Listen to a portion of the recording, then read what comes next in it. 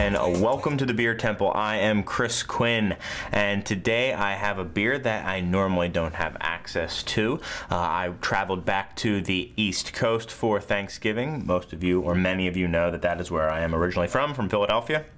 In fact, I was at a beer event, real quick note. I was at a beer event in Philadelphia the day after Thanksgiving, Black Friday. There's a place called Capone's in Philadelphia that has, I guess it's kind of an annual tradition where they tap a lot of really interesting and fun stuff.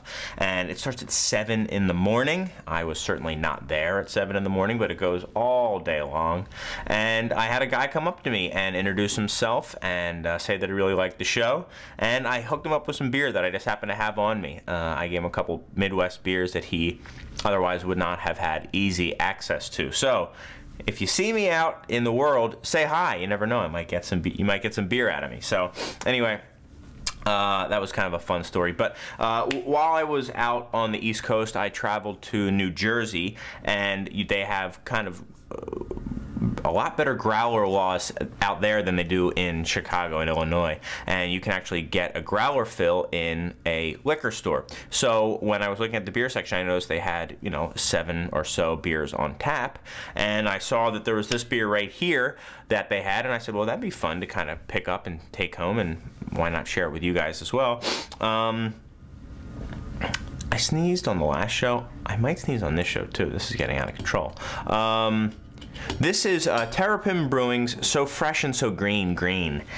Love the name, absolutely awesome name. Reference to the Outkast song So Fresh and So Clean. This is their wet hop beer. I was going to do a wet hop show, but I figured this would just kind of take the place of that. I have a couple wet hop beers. I did a wet hop beer show last season, so you can check that out if you haven't already seen it, if you're interested to learn a little bit more about wet hop beers. Very quick rundown though.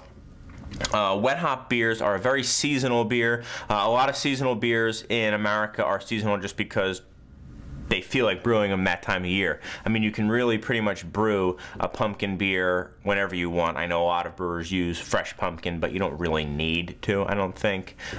Christmas and spiced beer, stuff like that, you could brew whenever you wanted. But wet hop beers, you really can only brew at this time of year, and the reason is because it's very much tied to the harvest, the hop harvest in America. A vast majority of the hops in America come from the Pacific Northwest and are harvested late September, late August, September sometime. I think this year was a little bit later because of weather issues, so it might have even gone into October.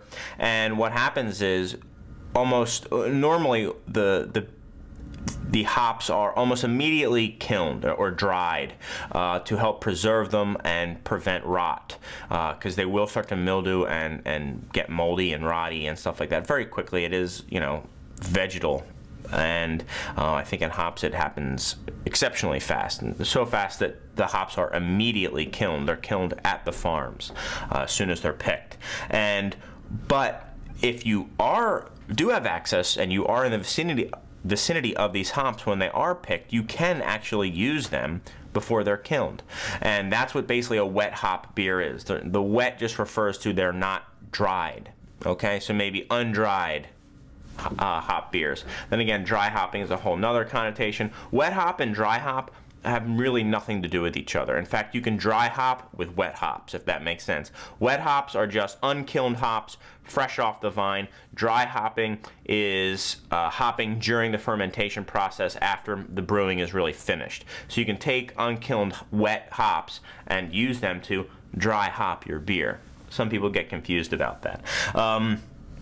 But Terrapin, for example, is based in Athens, Georgia. Not a lot of hop farms out in Athens, Georgia. So what they do, and what a lot of other brewers that want to have wet hop beers that aren't in the immediate vicinity of these hop farms. Now, a lot of the Oregon breweries that are in the vicinity of the Willamette Valley and the Yakima Valley, they'll actually drive up there and truck them back and be brewing that day with the hops. What brewers from a little bit further away, such as Terrapin, is they have these hops overnighted to them. So there's a representative waiting at the hop farm, pack up their allotment of hops, overnight them, the brewers have them the next day, and they are ready to go. I mean, they're waiting for these hops to come, and they use them. So, getting back to what I was saying before, very much a seasonal beer. They harvest hops one time a year, so you pretty much have, you know, let's say a 48-hour period to brew these wet hop beers with. So this is so fresh and so clean. What does wet hopping do? So I think the best wet hop beers, first of all, should be hoppy. They should highlight the hop character. Sometimes they tend to be a little bit more vegetal as well. You do taste some of the kind of the greenness in it but other than that, you know, even when hops are dried, they typically taste better fresh. Now, a lot of the bigger breweries, you know, they keep them in cold storage and hypocryogenic freezers and stuff like that, so it should be fine. But, you know, the hops flavor can fade even after it's kilned. And, you know, the sooner you use them, the better. So if you use a fresh hop and then you drink it fresh, it should be I almost said so clean. It should be as good as it gets. So very much, even in the name of this beer, so fresh and so clean and so green. You know, nice bright green flavors. They use a different hop each year to kind of highlight. Ooh, that didn't sound too good when I undid the growler. They use a different hop each year to kind of highlight. I don't know if it's a single hop beer, meaning I don't know if they only use one hop variety every year, but I know that they highlight a specific hop every year. 2 years ago was Amarillo, a very popular American style hop. Last year was Challenger, which is a little interesting take on it. That's a very earthy English style hop. And now they're back to right where they were, and they're doing Citra hop, you know, the hop of the moment right now. Citra, very interested in tasting this beer, so we'll see. It is out of a growler. It looks like there is still some good head retention. There wasn't really a very nice hiss on that growler, and I don't know, I think it's been coming kind of loose. I had it in a car and it was jiggling around a little bit. With growlers, you want to keep them refrigerated. You want to keep them sealed nice and tight. In that case, depending on what style of beer, you know, they can last, I don't know. If you want to play it safe, less than a week, you know, sooner the better. And then once they're open, you want to drink it that night, let's say 24 hours once you open it up. So this guy is rapidly starting to oxidize now. That's the whole thing, you know. This isn't really the same as a cap. There is air that gets in there. Now there's air in the bottle, and air and beer will start to, you know, stale the beer very quickly. So move that here. Lovely dark color in this beer. Very kind of ruby, or not ruby red, but just like dark crimson and orange. Very autumnal looking. Hints of yellow in here and mahogany. An off-white head, quite a bit of it as well. And it's sticking around very nicely. It's really not going anywhere. Let's go in there. A little bit stuffy, but I think I should be okay.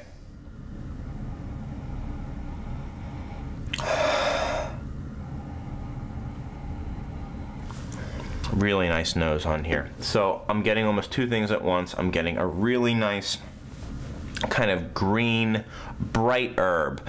Think of like the more like basil-y style herbs, or rather than like oregano and thyme. You know, the big bright herbs here.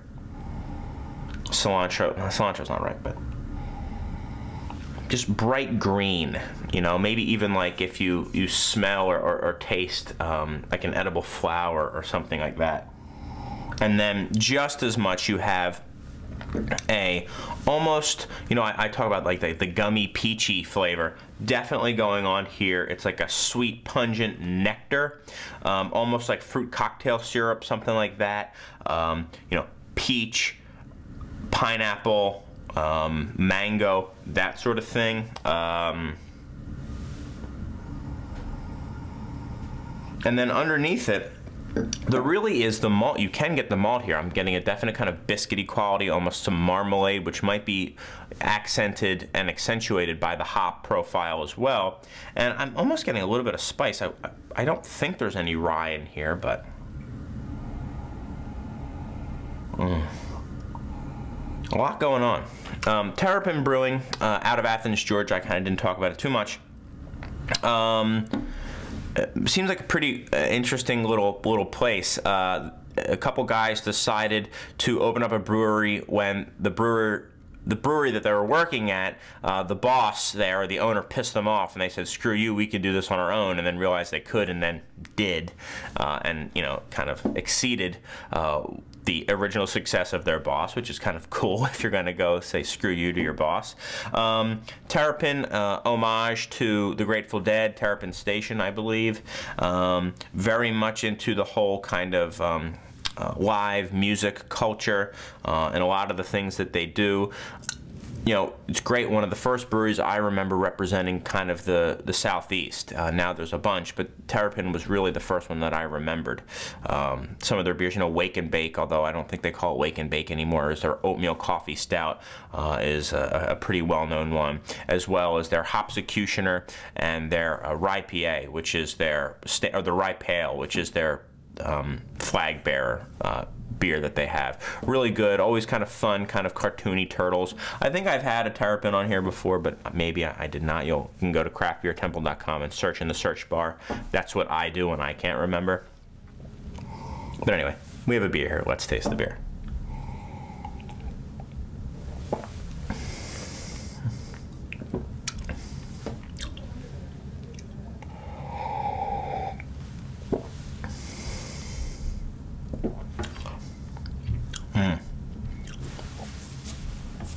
Very balanced beer. Very smooth beer. For people who like hoppy beers but not necessarily bitter beers, this is right up your alley. If you see it on tap, you might want to grab it. I think it's also available in Bombers. This was a $20 growler. I don't know what that means. It's about a 6% alcohol beer, and it's a limited release, so, you know, whatever. 20 bucks for a growler. And getting back to the beer, very well put together, very well integrated, all the ingredients, just the flavor profile. Everything that I smelled in the beer, I am also getting on the palate, and they're playing nicely together. You know, these guys are all friends in this beer, which is great. Highly drinkable. I'm really getting kind of that peach blossom component on the tongue. More so, and the green, more so than that, than kind of the nectar that I was getting. It's more of like a peach blossom and then a definite green aspect, and it is like an edible flower or like a leaf or something actually greeny. Maybe a little bit of like, oh, I always forget the name of that, like really like spiky looking green that you sometimes get in your mixed green mixes. Margaret would know it like off the bat. Not arugula, but it's even more spiky than that. Tastes a little bit like that. Maybe a little bit of like endive, you know, Belgian endive, something like that. Something with a little bit of bite to it, but also quite kind of green and vegetal. And that marmalade biscuity flavor, very well incorporated into the orange blossom. And it finishes very smooth, hint of sweetness from the malt, not very bitter.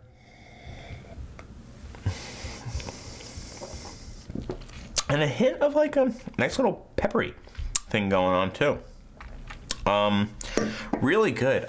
It's kind of like drinking peach blossoms on like toast with a little bit of marmalade. It's great. Really liking this beer. Going to give it a 91. I think it's good. The vegetal side of things, you know, it is what wet hop beers are all about. But you know, not my personal absolute favorite. You know, 91 is still really good though. Nice clean beer, nice easy drinker, one to reach for at the bar if you see it. This is So Fresh and So Green 2012 with a Citra hop profile. Thanks so much, guys. I've gotten some of the nicest emails in the past couple days for you guys. Some emails about the store that's opening, and I am going to be bringing you some pictures and some videos from the store. In fact, this show will be taking place from the store, so get used to it, because this is all going to go away and will be another constant background for you to get very bored of.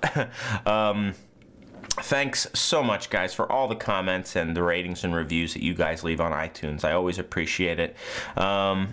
it's just been awesome, and I'm so glad, you know, knock on wood, that everything is coming together finally for the store. I hope it's going to be something that you guys really like, but more about that soon. For now, I've got some great beer to drink, and hopefully you do too. Gator belts and Patty Melts and Monte Carlos and El Dorado. So I'm waking up out of my slumber feeling like